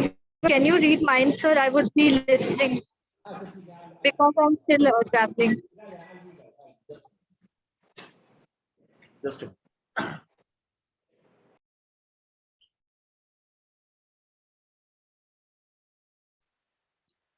Hello sir. yeah. मैं Sanjeet Kumar sir, मैं ये story पढ़ सकता हूँ? मैं अभी लेट में थोड़ा आया। क्या बोल रहे हो जितेंद्र? क्या बोल रहे हो तुम? मैं सर अभी क्लास। हाँ सर। तुम पढ़ना चाहते हो जितेंद्र? हाँ, ये पढ़ना चाहता हूँ, द परफेक्ट मर्डर। ये परफेक्ट मर्डर तुम्हारा स्टोरी है क्या? नहीं, उनका बैचलर स्टोरी है। मतलब मैं अभी आया सर, वो क्या मतलब टास्क क्या दिया था मेरे को पता नहीं था, इसलिए मैं थोड़ा लेट में। अच्छा, नहीं तुमने लिखा है कुछ? नहीं, कुछ नहीं लिखा। मैं अभी जान के मतलब टास्क क्या है मेरे को पता नहीं है। अरे यार, वो नरेश शर्मा जी से तुम जान लो। ठीक है, Vatsala, are you there? I will read out your story. Vatsala? Yes, sir. Yeah, I'll read out Vatsala's story. Okay, so somebody needs to scroll down when I'm reading. Dr. Z and his glowing wife Kiran are celebrating their golden jubilee at the Musafir Andaman cruise. Avi Shankara takes a sip of his champagne. Okay, I have known these two children for over 3 decades. A frail old woman bedecked with golden ornaments, presumably the mother of Dr. Z, speaks through quivering lips. They have never fought, not even once. Avish Shankara smirks. Jhoot, he mutters under his breath. Vasala, who is Avish Shankara? Sir, he's a protagonist. He is a protagonist. Acha, he is not Dr. Z ka wife वगैरह कुछ ना. Kiran, that is Kiran. That is Kiran. Okay. Avish Shankara smirks. Jhoot, he mutters under his breath. He puts his phone to his ear. Arpit, what is the scene? अच्छा, मैंने floor plan तुम्हें WhatsApp किया है, जहां पर security lakhs है, वहां मैंने रेड सर्कल कर दिया है. ओके, चलो scroll down a little. Thanks Arpit. और मेरा रूम तैयार है. I will be waiting there for you bro with an ice bucket. Balcony है कि नहीं? है भाई, है. तू बस आजा उधर. लोकेश और अंकित भी आ गए हैं. And how's the security around the room? Everything is perfect. Tu bas aaja. Cool, thanks. He cuts the call. He picks up a gift from a table and walks over to Dr. Z and Kiran. They beam at him even before he fully reaches. Hello, Dr. Z, Bhabhi. He shakes Dr. Z's hand firmly. I'm a huge fan of your speeches. He smiles cordially at Dr. Z. Dr. Z gives a bashful smile. My boy and I are put up in B7. Why don't you visit us for some late night entertainment and drinks? Avishankara smiles suggestively. Dr. Z seems to return the look. The wife disapproves. Later that night, Dr. Z and Kiran have a massive fight. Avishankara listens with his ear to the door. Is that really their first fight? His expression seems to say. Avishankara casually strolls back to his balcony cabin. As expected, moments later, Dr. Z leaves his suite looking shifty. Ting tong, Avishankara opens the door with a huge fake smile. Dr. Z, the man of the party who spit Arpit schemes, Lokesh and Ankit holler. What happened? You don't look so good. Avishankara fakes concern. Oh, nothing. My wife doesn't want me to drink tonight. But you are here. You might as well. Arpit breaks into a loud guffaw.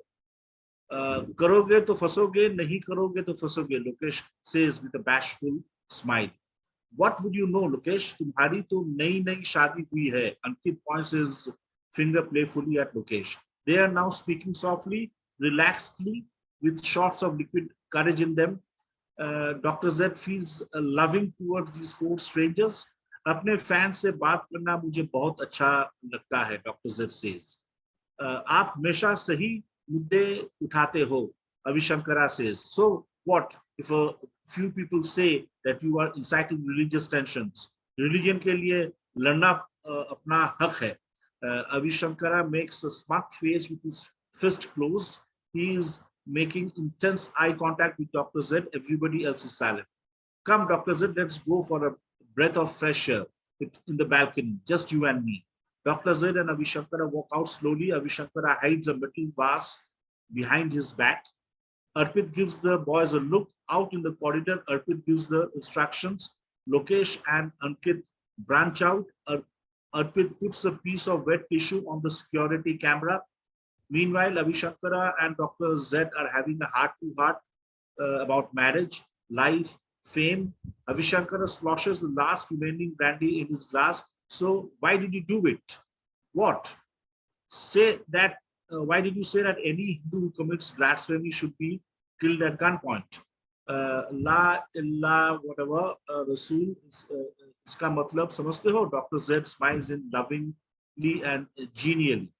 Samajh gaya. Avishankara whacks Dr. Z on the head. Horrific and dull thud echoes through the empty room. ये हिंदुस्तान के लिए Avishankara spits on the corpse और ये तुम्हारी कौम के लिए.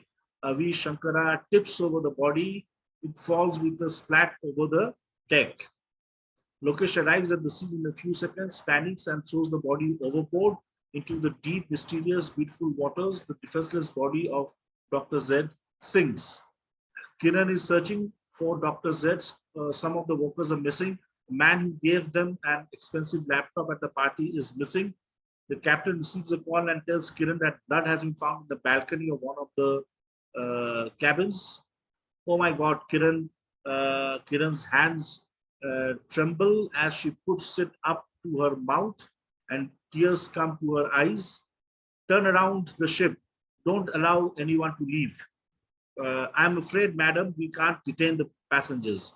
You and your bloody crews, my husband just died, I will sue you. The interrogation of the employees is shoddy. All the passengers are allowed to leave.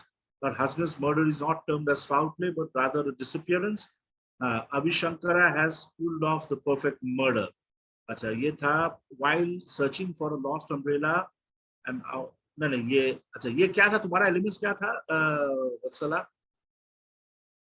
What are the elements that you have borrowed? Sir, can you hear me? Yeah, I can hear you. Yeah. Yeah, sir. The elements are, sir, a religious zealot partying aboard a luxury cruise has pulled off a perfect murder. Who is a religious zealot? Sir, it's Abhishankara. The Hindutva guy. Okay. And yeah. So, and what about who is this other guy who gets murdered? Basically, he's a politician. Sir, he's a kind of a preacher. He makes a lot of speeches which are said to. He's a famous guy. Acha. Okay. Again, is it less than 800 words or it's more than 800 words? Sir, I think it's exactly 800. 800 words. This again is good, like your previous this thing. This is story number 2, na? This was story number 2. Yes, sir. This is story number 2. Okay, this is good. But I think what I like, let me tell you what I liked about the story. First of all, it is set inside a cruise. Okay, there's a party happening, and there's a lot of characters, and there's a conflict, there's tension, there's curiosity. There's a lot of drama, etc. And it's happening within a couple of hours. It's almost happening in real time, which is desired. You know what's real time? No? Real time, matlab, if the duration of the film is suppose 10 minutes, the plot is also of 10 minutes. The time of the plot is equal to the duration of the film. So it's almost equal. Okay. So and there's an immediacy to the plot. Immediacy matlab, we can feel the incidents happening in front of our eyes. There's a visual clarity. It's very visual. The story is very visual. You can almost visualize the setup. So all these things are good points, plus points. But what I have problems with is there are too many dialogues. Okay. So when you're working on a story like this, prompted by a picture or some kind of a prompt, okay, try to avoid dialogues as much as possible. Okay. Otherwise, it is good. Clear hai, Vasala? Yes, sir. I'll take care of the dialogue Next time, sir. I was also struggling. because I think even if the stories you have too much of dialogues between that man and the daughter. Yes, that was essential, of course. The telephonic conversation was essential, but this has too many dialogues. Okay, otherwise it's good. Okay, okay, chalo. Sir, can I ask a question? Bolo, yeah. Sir, as you mentioned before that sometimes we have only 10 to 15 minutes to come up with an idea for a story. And in such limited time, sir, how can we ideate properly? Because we... Hello. Yeah. I don't know whether you can hear me, because I think I've lost you. We can hear you, sir. But Vatsala, can you hear me? Yeah, sorry, I got disconnected. Okay. You see, again, as I told you, within 15 minutes or 20 minutes, you cannot come up with a perfect story. First of all, there's nothing called perfect. Forget being perfect. So as I was telling, I think Prakhar Agnihotri, as I was telling, sometimes we work best under pressure. Okay, when you're under pressure, you come up with ideas which are actually quite brilliant and which ideas which surprise you. You're not even, you're not expecting that you can write so well. So what they see, I'll repeat again, what the examiners are looking at, they're not looking at a perfect story, the beginning, middle, and end. What they look at is basically a visual clarity. Tumhara hai ki nahi? Present tense mein tumhe likhna zaruri hai. You have to write present tense. Okay, and the plot or the event which is happening, the action that is happening, has to be very, it has to have a visual clarity. It has to be very, very concrete. Okay, nothing should be abstract. That is what they see. Even if your plot is a little problematic, that they understand. You cannot work up a good story within 20 minutes. That is not possible. Okay. Yes, sir. Thank you so much. But I would suggest कि तुम लोग अगर अपने free time में अगर लिखना practice करोगे ना, the more you write, if you start practicing writing, तुम्हारा ये clarity और भी ज़्यादा आएगा और तुम under pressure तुम अच्छे stories लिख सकते हो. But then it needs a little practice. Okay, just don't wait for the exams. You keep on writing whenever you have a free time. Suppose you have half an hour, just sit down and start working on a story. Give yourself 20 minutes. It's called speed writing. I'll write down. It's called speed writing. This concept is called speed writing. Okay, so give yourself 10 minutes. Give yourself 20 minutes. Write a story. You need not complete the story. So if you get into this habit of writing, a story within a certain frame of time, you will discover that your writing is getting more and more refined. Yes, sir. Sir, is speed writing connected with automatic writing? Automatic, yeah, it's almost like automatic writing, but automatic writing is almost like, as if you're writing under the influence of some kind of an hallucinatory drugs. You consume something and you're pouring out your thoughts. Okay, but automatic writing will lack clarity, might lack clarity. Okay, but speed writing has to have some kind of a clarity, some kind of a logic, some kind of a logical development. It should not be kind of random. There has to be some kind of a structure. You should not be able to arrive at immediately once you start writing, but tum jitna likhoge utna zyada you'll be able to have a grasp over, you'll have a control over your writing. The more you write, the more you practice. Yeah. And don't bother कि ये ending perfect नहीं हुआ. You keep on writing. Next day you write another something else. The third day you write something else again. Okay, you need not continue with the same story. So this is a practice that you can all of you can do, engage in as a very interesting habit also. Yeah. Chalo.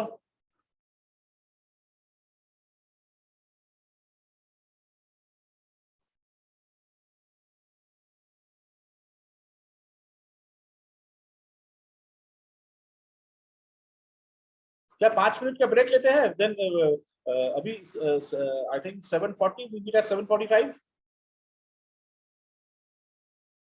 5 minutes break meet at 7:45 meet at 7:45 and be ready whoever wants to read out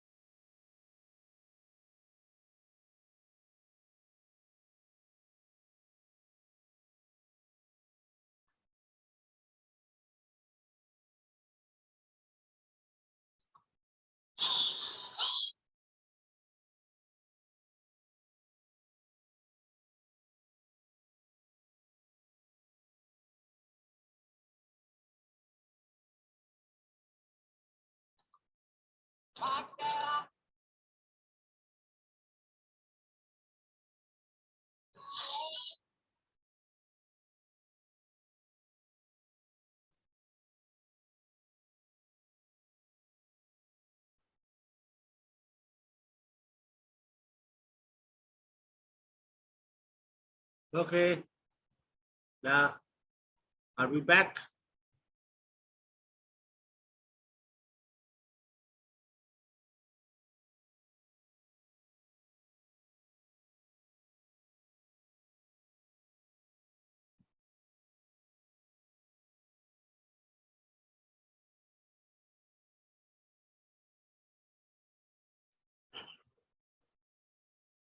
Hi guys. Who's next?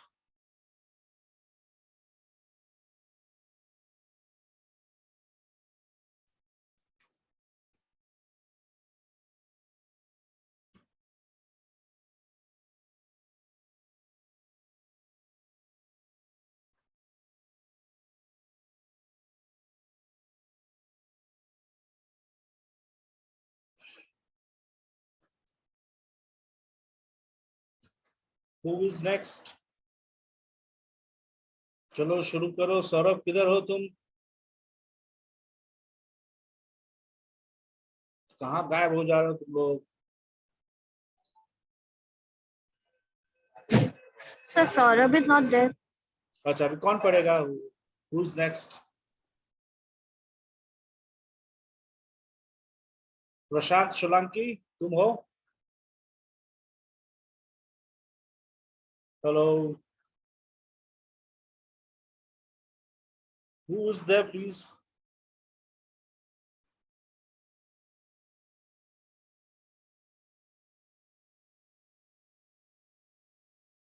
Hello, sir. This is my story. Tushar, Asha. This is your first story? No, this is my second story. Acha, you have read one na abhi? Yeah, I've read one. Acha, theek hai, chalo, paro. While searching for a lost umbrella, a religious zealot discovered the secret passageway to mysterious room. It's a normal day in Kashi. Baba Kashiram was in a state bus. His co-passenger pulls out a newspaper and starts reading it aloud. Government orders to cut trees for building a temple. People outrage. The government has no enthusiasm to build schools or hospitals, but temples they'll build one after the other. He suddenly looks at Kashiram and stops speaking, as one could tell that Kashiram was a Hindu priest just by looking at him. Kashiram, who's a fairly new zealot and still shaping his opinions on things, decides to go there. While Kashiram is very right-leaning because of his upbringing and company, he's also always curious about the other side. On reaching the site of protest, Kashiram sees the whole crowd is divided into two parts, and both these parts are shouting at one another. Kashi, hey, over here, shouts Radhesham from the pro-mandir side. Kashiram goes and sits next to him. What are you doing here? I thought you were going to see your mother, inquires Radhesham. Yes, I was, but then I thought of coming and seeing what the matter was, answers Kashiram. Arey, what matter, yaar? These kids of today are so much against our religion.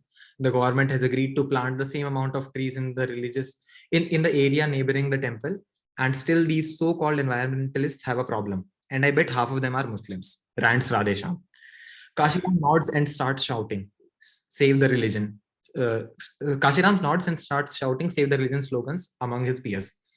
A fleet of police van arrives and starts to throw people away in an attempt to defuse the protest. It starts raining and people start running around creating havoc. Someone runs past Kashiram kicking his umbrella. Kashiram starts running around to find his umbrella.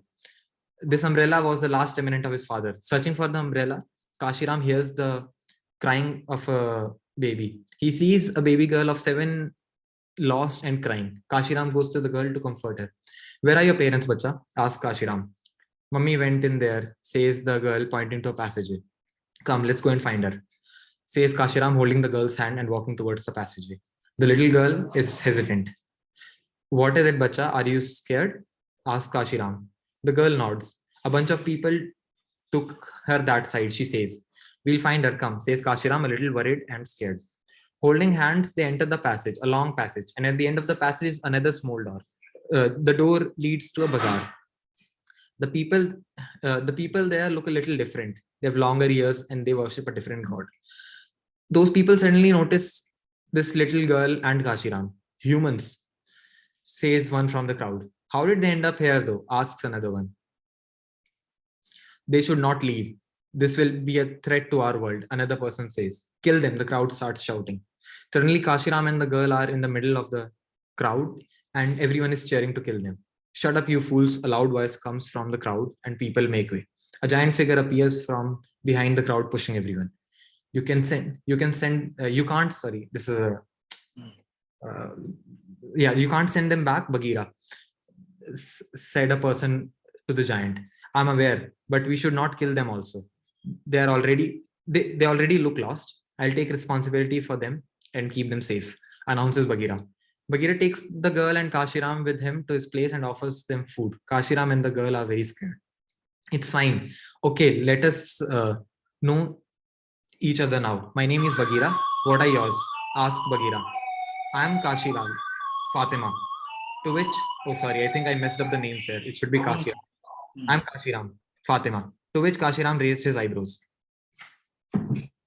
Okay, then Fatima and Kashiram, you are my guests now. I'm sorry to tell you that you won't be able to make it back to your home now, but I'll take care of you. By the way, how did you land up here? Asked Bagheera. We were in a protest and found I found her crying in the corner. She says some goons brought her mother here, said Kashiram. Nodded Fatima. Okay, we'll find your mother, but we need to find her before anyone from my world finds her. Come, let's go search around the bazaar, said Bagheera. Three of them run to the bazaar. Everyone is giving Kashiram and Fatima a look. People are staring them to a point that they become uncomfortable. Kashiram looks at Fatima and realizes that this is how they looked at Muslims passing through their streets.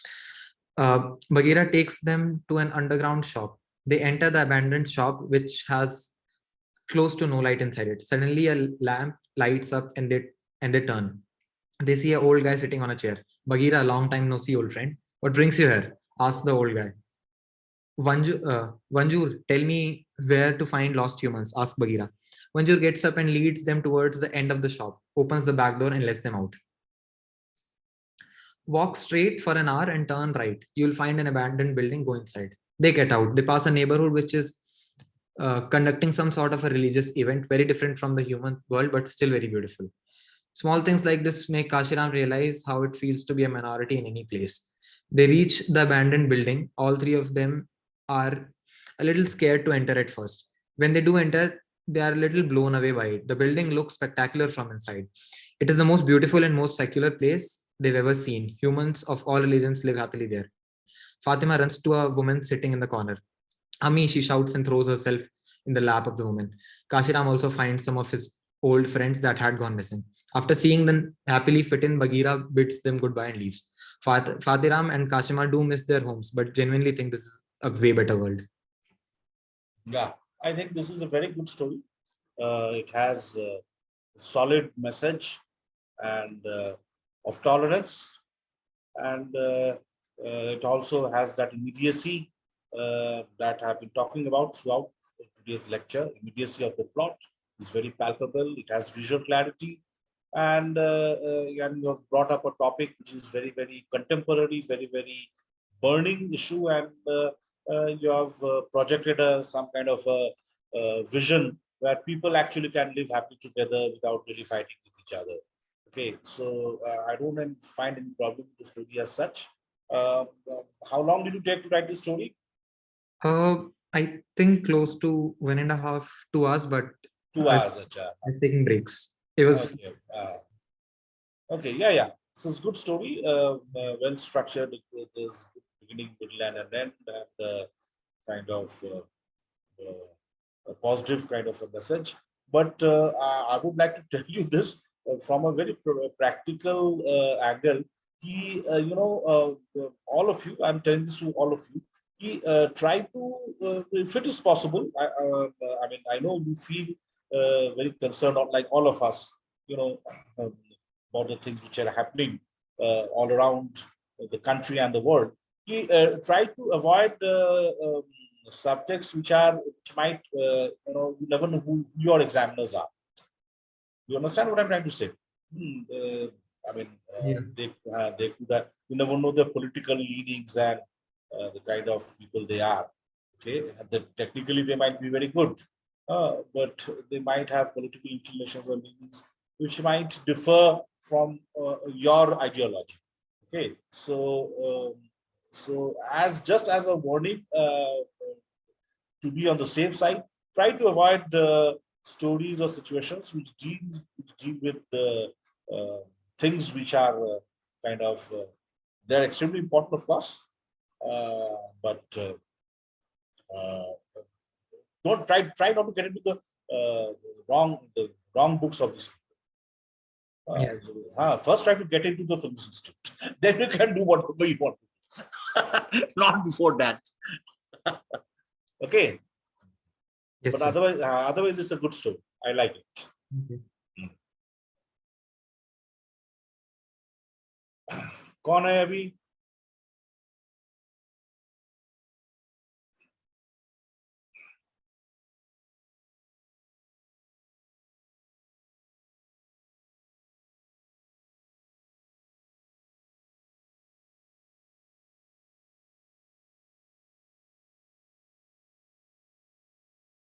Anybody else? First story.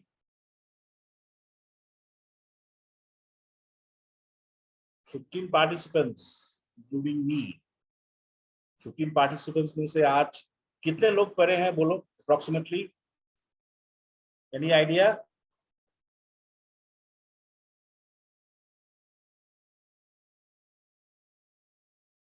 Five or six? Approximately 5 or 6. Okay. और कोई है? The last story to be read out. It's almost going to be 8 now. Anybody left?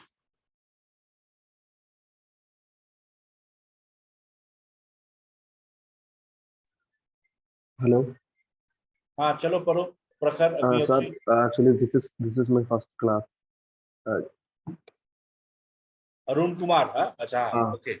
So what do you want to say? Sir, this is my first class, so I had not. तुमने नहीं किया? नहीं किया. अच्छा ठीक है, नहीं किया ठीक है, लेकिन तुम कल के क्लास के लिए तैयार रहो. जो तुम्हें 2 स्टोरीज लिखने का है तो तुम दोनों लिख के कल रीड आउट. ठीक है? Okay.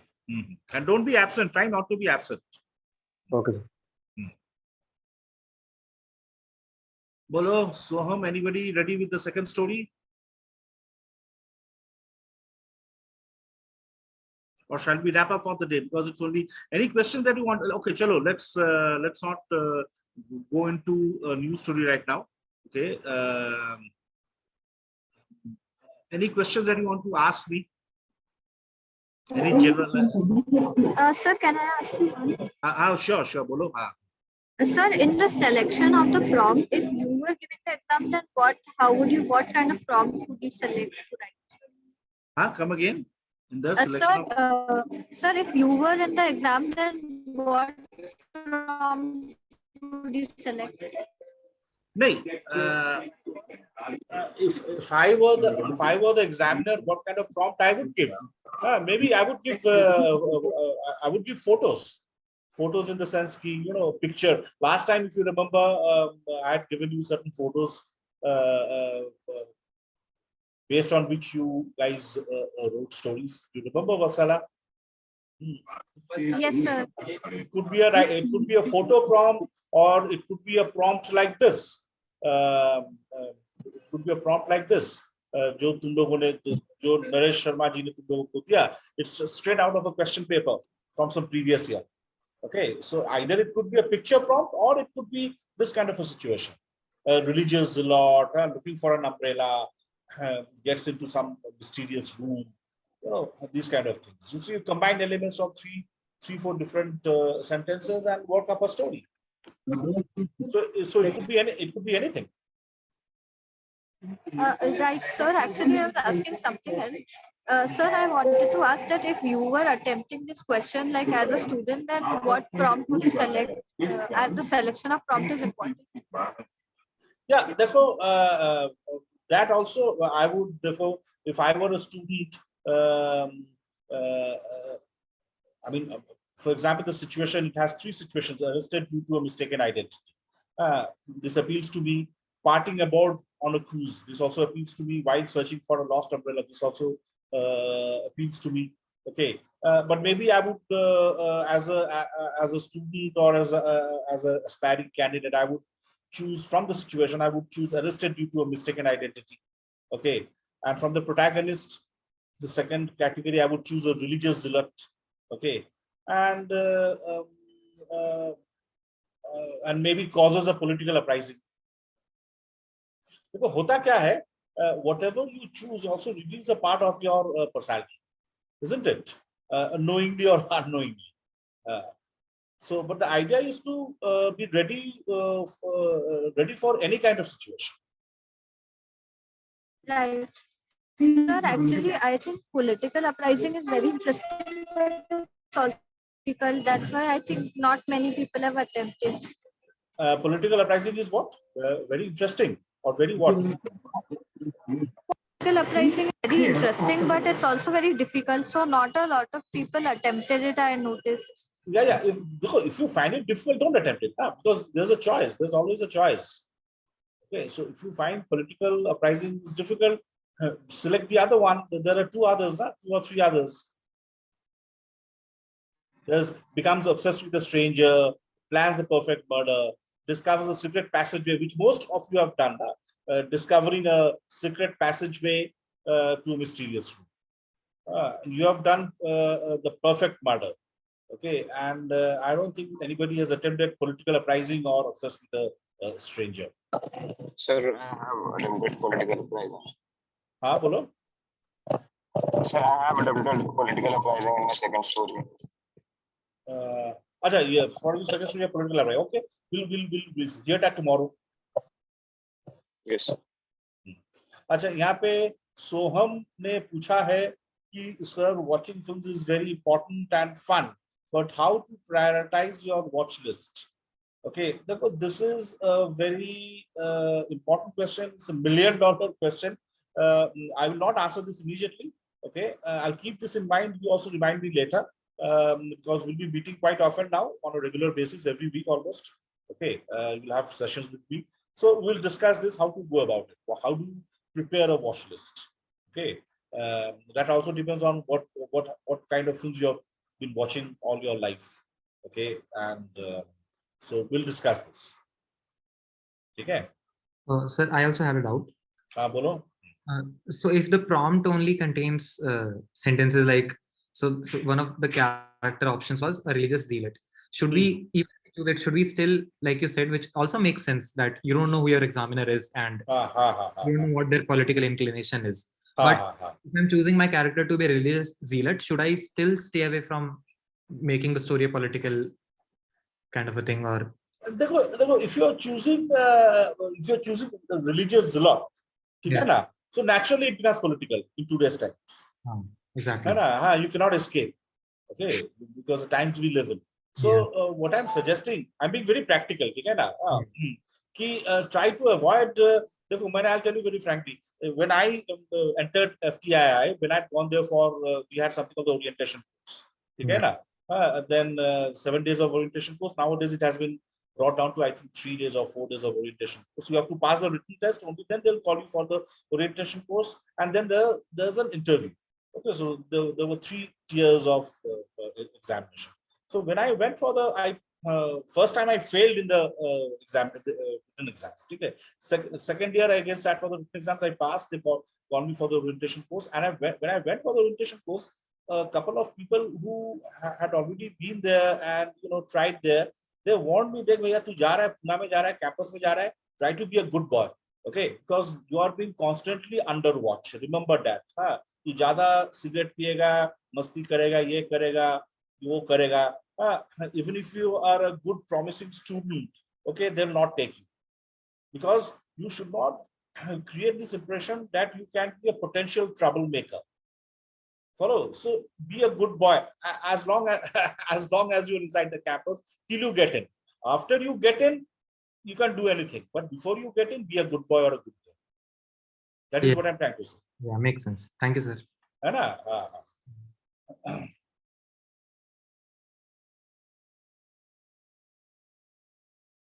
ठीक है, चलो, I think it's 6 minutes past 8. Okay, कल हम लोग 6 बजे फिर मिलेंगे.